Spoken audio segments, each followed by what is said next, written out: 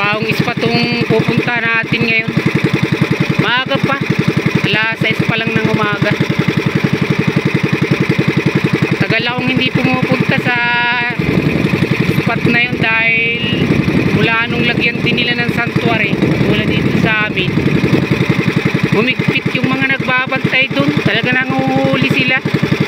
Kahit hindi ka pumapasok sa kanilang peace sanctuary, hulihin ka. Tagal, mga ilang taon na rin ako hindi napupunta rito. Pero sabi nung kasama ko, dami niyang nahuli dun.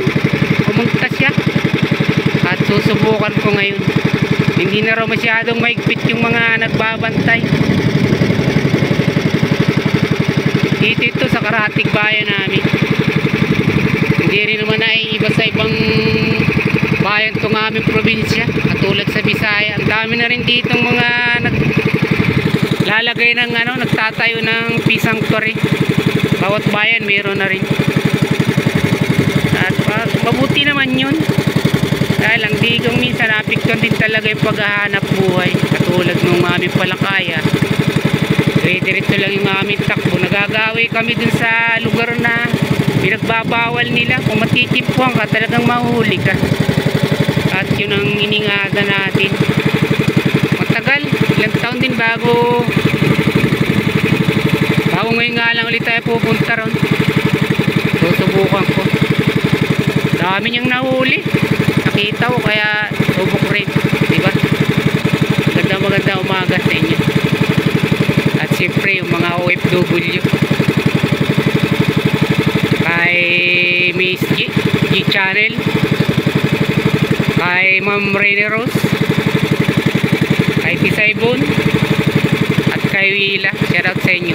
Maraming salamat sa mga suporta niyo, sa mga alalay niyo sa aking himpilan na sa kasalukuyan nag-i-struggle.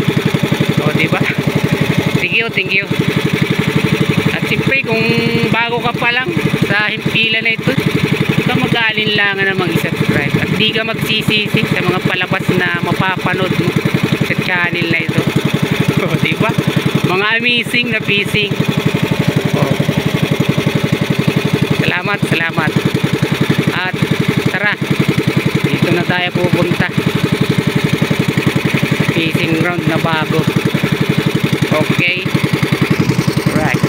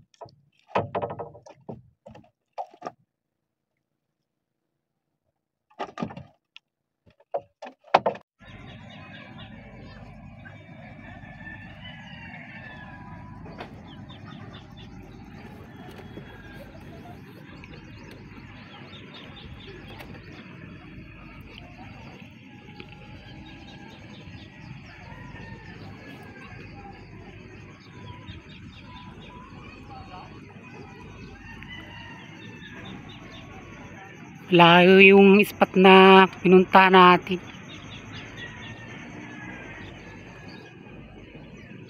Naubusan ako ng gasolina. Ito muna tayo pansamantalang dadaong Karatig Bayan para bumili ng gasolina. Pero siyempre bagong mangyari yan magbibinta muna tayo ng huli natin. At may nahuli naman tayo ron sa spot na pinunta natin. Dami. Malaki pati. Kailangan nating magbinta yan para meron tayong pambiling gasolina. Muntik na tayong mahuli ron sa dun sa sanctuary na pinuntahan natin. Sabi nung isang kasamaan ko, hindi na raw gaanong mahigpit ng bantay. Mabuti na lamang nung dumating yung kanilang patrol boat, nakalampas na ako dun sa sanctuary nila. At di na ako babalik dun, mahirap na rin, delikado. Pero maganda nga ron. Maganda ang sibad ng sibungin. Tara, tabi muna tayo. Maghahanap tayo dito kung sinong bibili ng sibungin nating nahuli para makabili ng gatong. Okay.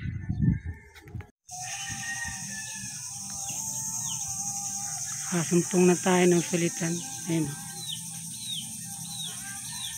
Kaya natin dinala yung huli.